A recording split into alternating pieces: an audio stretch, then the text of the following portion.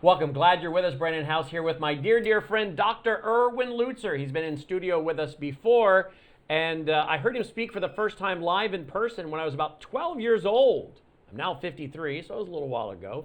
He was speaking for the Lake Johanna Shores Bible Conference in Minneapolis, St. Paul. Little did I know, years later, we become friends. He would speak for our conferences around the country, come into our studio, and we're just so thankful to have him back with us. He's the author of a book I've promoted so many times, even in the last week or so, Hitler's Cross, one you should all read, more relevant today than even when he wrote it back in the early to mid 90s, Hitler's Cross. But he's got another book coming out. It'll be out this September. So we're getting a kind of a pre-interview to the book release. It's called No Reason to Hide, subtitled Standing for Christ in a Collapsing Culture. Don't you love that subtitle? Standing for Christ in a Collapsing Culture. He's the pastor emeritus of historic downtown Chicago church, Moody Church. He was the pastor there for several decades. Historic Moody Church. That was the church of Dr. D.L. Moody. Some of you know exactly who I'm talking about. He has a radio ministry that's heard literally all over the world. We'll have him tell you about that. But I want to talk to him today about this book, No Reason to Hide, Standing for Christ in a Collapsing Culture. Dr. Lutzer, welcome back. So good to be with you again, Glad Brandon. to have you back.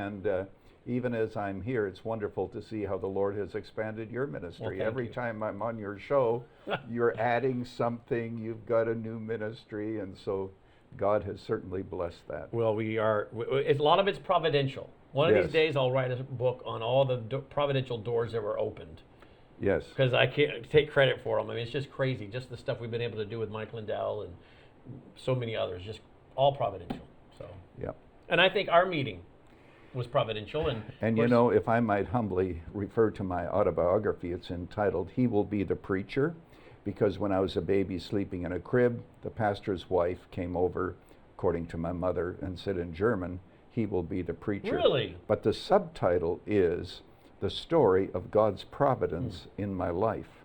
And what it does is it exalts God by showing all of the doors that open. And here's the most important thing that people listening today can get out of this. We make decisions that just seem to be reasonable, and we do not understand until later how crucial they were, and how God sets up a number of different dominoes, that this happens, then this happens, then this happens. Because when I think of the fact that I was born on a farm in Canada, 5 miles from a town of 75 people, out on the farm, born there, you know, milking cows occasionally on my father's tractor. There's no way to explain my origin and all the opportunities that God has given except through His undeserved providence. And that's why sincerely I give Him all the glory. Absolutely. How would you define providence to maybe those who've never heard that word? Oh, providence is the way in which God orders the world. And the Bible says that the steps of a good man are ordered by the Lord. So what you have is a series of events that cannot be explained apart from God's providence. Let me give you the most important in my book, okay? I was pastor of a small church in Chicago, Edgewater Baptist. I resigned so that I could teach full-time at Moody Bible Institute. And the next Sunday, the first Sunday of April, 1977, we have no church to go to.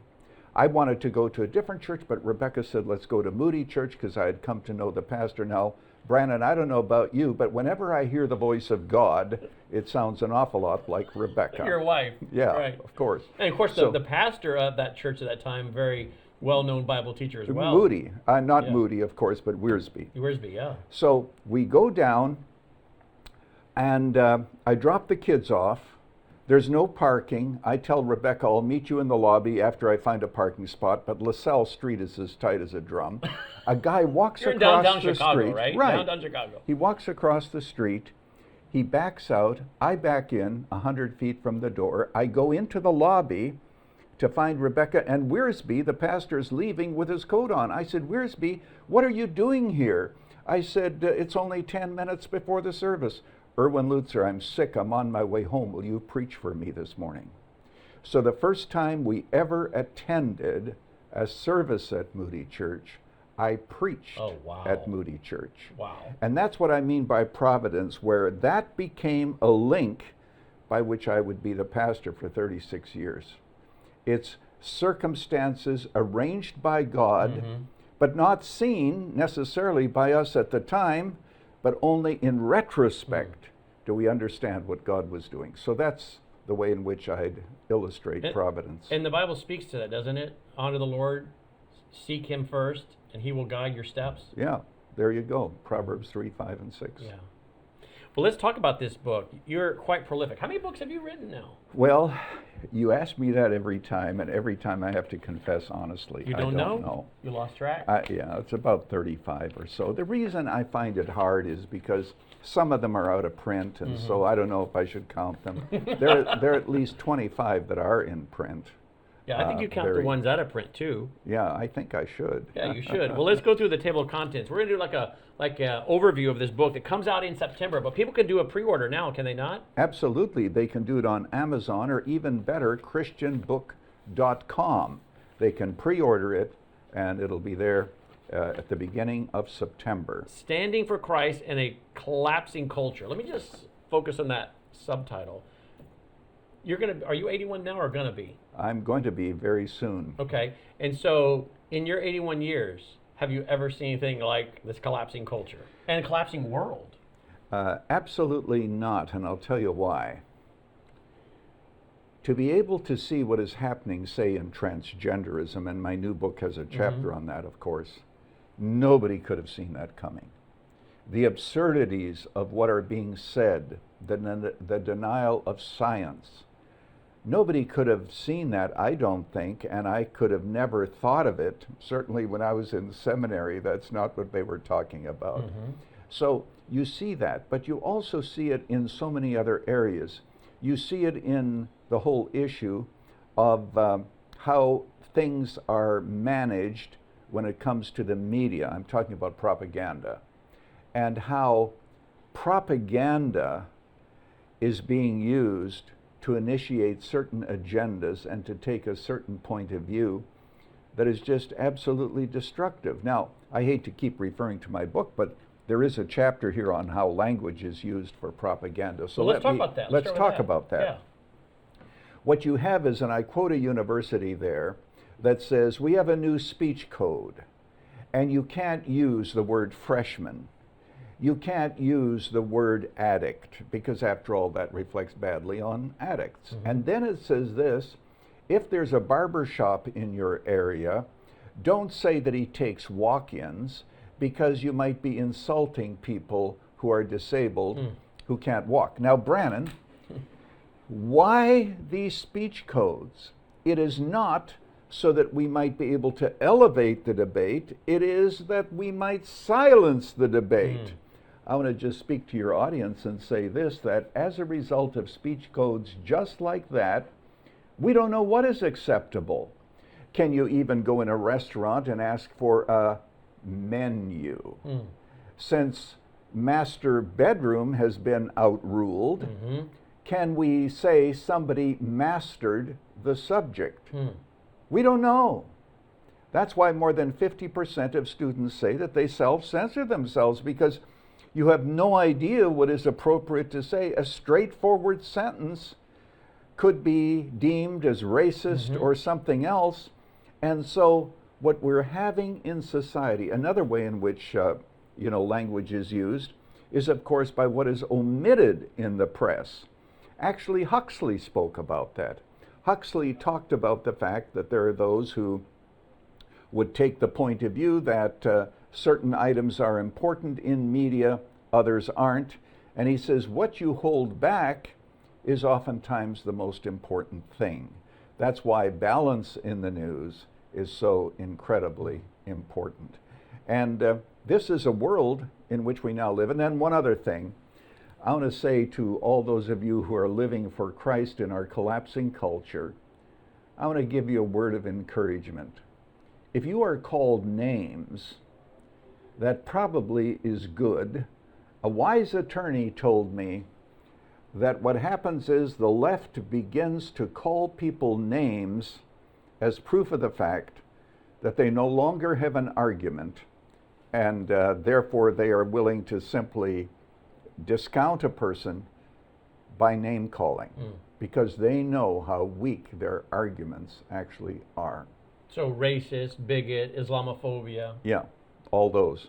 You know, and if you're opposed to same-sex marriage, well, of course, you know, you are a bigot. Yeah, if you're opposed to the whole idea of having some rules regarding as to who comes into this country, you're racist.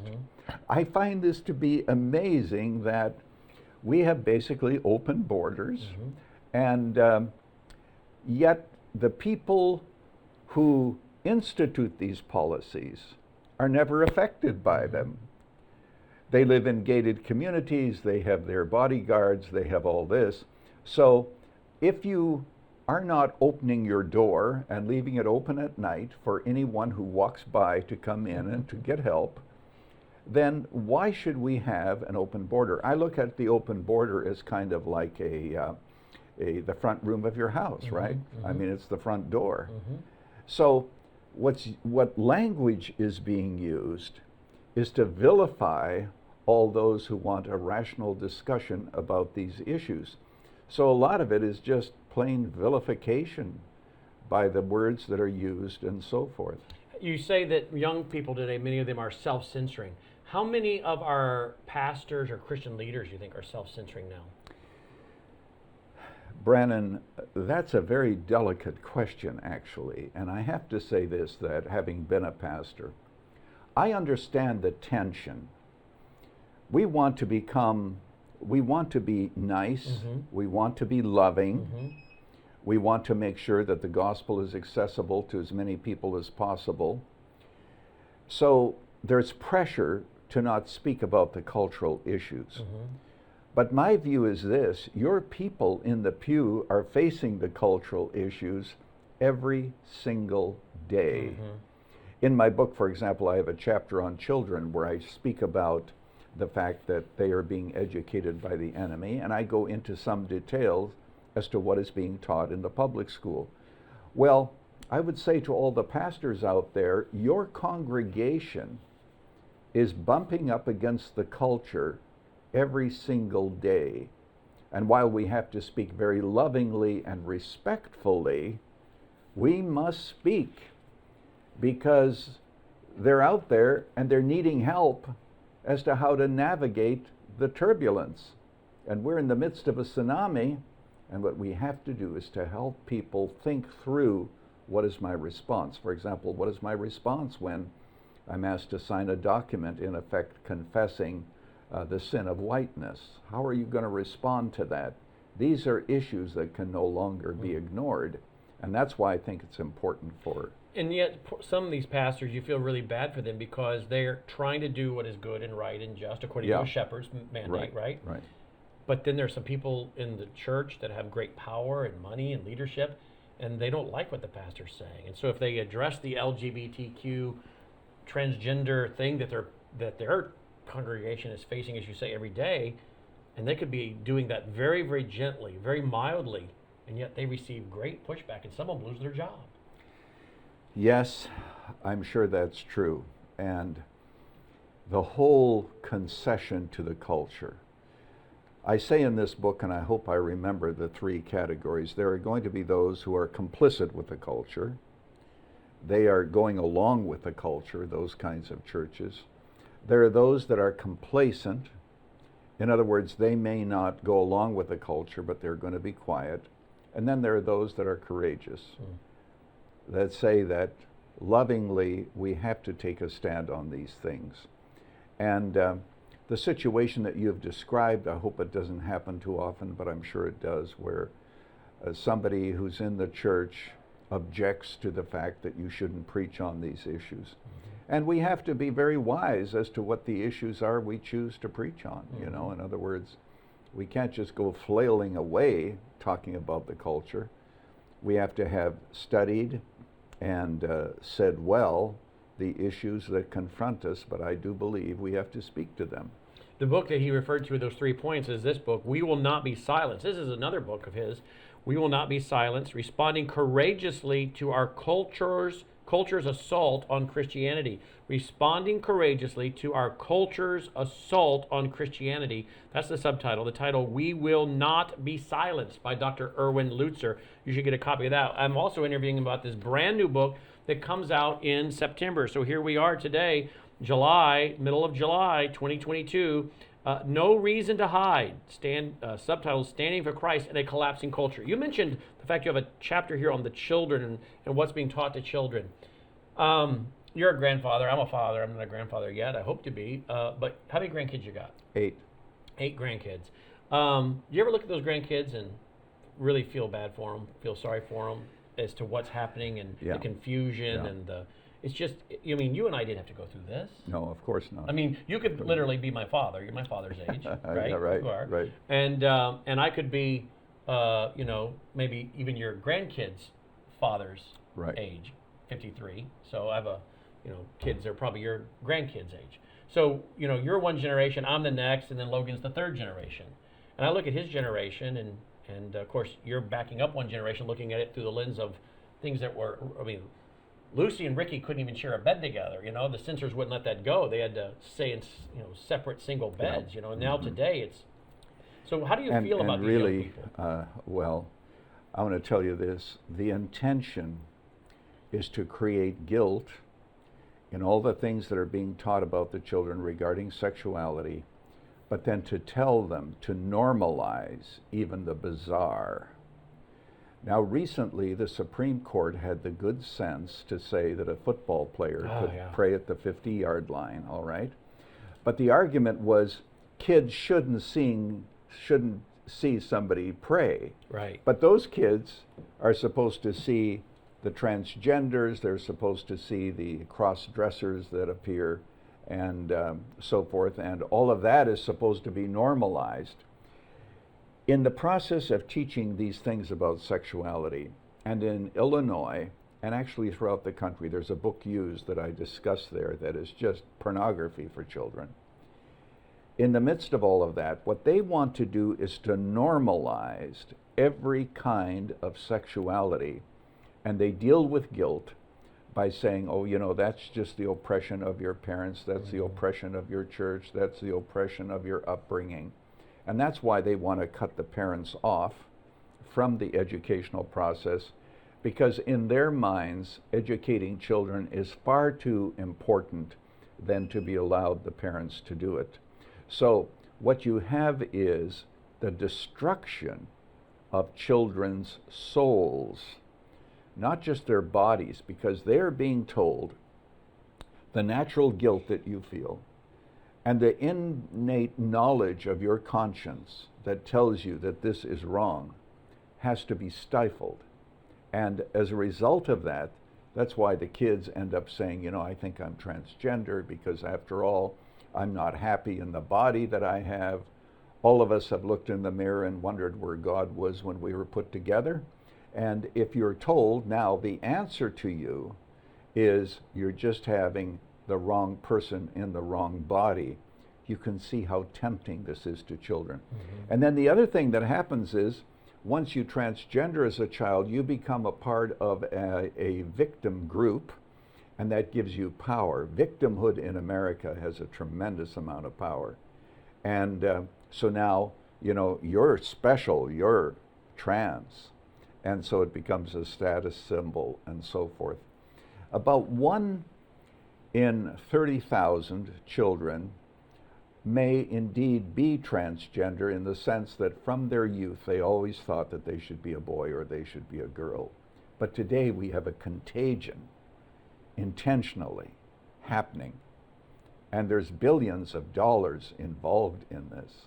And that's why you can't even get people to say what a woman is. Brandon, I know I'm doing a lot of talking, but I'm fine. That's why we're here. I'm not finished. Do you remember in George Orwell's book, 1984, Winston was taken into a back room, and he was taught that 2 + 2 = 5. The guy held up 5 fingers and said the answer is 5. And the answer is also 3. And sometimes the answer is both altogether. I've often thought about that. Do you think it was because they were hoping that Winston would actually believe that 2 plus 2 is equal to 5? I don't think so. You know what they wanted to do? They wanted to make him comfortable living with lies. I don't believe anyone in their heart actually thinks that a man is a woman, or that he can go through a certain number of surgeries and it changes his chromosomes, etc., and he changes his gender. Nobody really believes that. But the point is, we have become comfortable as a nation living with lies. And while I'm on the topic, Voltaire is quoted as saying, "Those who get us to believe lies eventually get us to commit atrocities." So we live in a lying culture, and we have these cultural streams that are so powerful, it's difficult to resist them. Do you, Dr. Lutzer, see a connection between this brand new book that's coming out in September of 2022, No Reason to Hide, We Will Not Be Silenced, a book you wrote a couple years ago, and let's say your excellent book from, 1992, 93, 94, Hitler's Cross? Because I think those three books, I think you've got this, We Will Not Be Silenced, this new book, No Reason to Hide, and Hitler's Cross. These three books really go well together. And it's these books here that could maybe stop the Hitler's Cross scenario. What do you say? Yes, that's the intention. And by the way, for those who have We Will Not Be Silenced, which has been out now nearly for 2 years, almost all of the material in this book is totally new. New chapters, even where there's some overlap, they're dealt with in a more up-to-date way, and so forth. So it is the two books really do go together, but you can certainly have one without the other. Now let's talk about Hitler's Cross. In that book, as you know, I talked about the cultural streams that come together to form the Nazi agenda. And as you have pointed out, I once heard you say correctly, that in Nazism, swastikas, of course, were put up in the churches. My book has pictures of swastikas in churches. Because what the Christians were saying is, when you come for the Christians, don't come for us because we're on your side. That's why there are some churches that emphasize the BLM agenda, for example. If you're Black Lives Matter. Black Lives Matter. In other words, and that, of course, as we know, is a Marxist organization interested in the destruction of the nuclear family. While I'm on that, and don't let me lose my track here, but the nuclear family has to be destroyed according to Marx and Engels because it represents oppression. Men oppress their wives, parents oppress their children, they take them to church. God is the ultimate oppressor, and so what we have to do, we have to destroy that. So, in Nazi Germany, Hitler taught that if 100,000 people, for example, in Nuremberg, in those big rallies where you had 200,000, and by the way, I've actually been there. Have you been there? No, I have not. Oh my. You actually see it's a racetrack today, but you can see the outline of where the stadium was. Huge. Hitler believed that if you have a couple 100,000 people all shouting the same slogan, any person who opposes will either change his mind or remain silent. I mean, if 200,000 people are shouting about the greatness of Germany, what are you going to do about it? It's like spitting against the wind. I mean, you just don't have a chance. And so what we have today also are those cultural streams. And then Hitler, of course, because of the burning of the Reichstag, made a deal with the German people. What he said was, in effect, you give me your civil rights and I will protect you. I'll protect you from communism and so forth. And the Germans gladly gave up their civil rights because they said we'd rather live and have food as slaves rather than be free and die. So what you find today also is there are parallels even between that and our culture today. Absolutely. You talk about the transgender and you talk about Hitler. And I find it interesting the connection between Hitler's Brown Shirts, which started as a homosexual youth organization, And today now we're taking the homosexual agenda and putting it onto our military. We're purging the military from people that believe in borders, America first, who are opposed to the LGBTQ agenda. As you know, we've had a military stand down where they could clean those folks out. We have legislation, even today we're watching and pending in Congress with authorization and funding for the military that uses the word extremist 72 times. I'm very concerned about what they're doing to our military, because you wrote about it in Hitler's Cross and how they helped to brainwash people, put them through horrible things so that their conscience would be seared, then put them through horrible exercises so that they only could find solace with one another. They couldn't go back home and find a commonality with their family.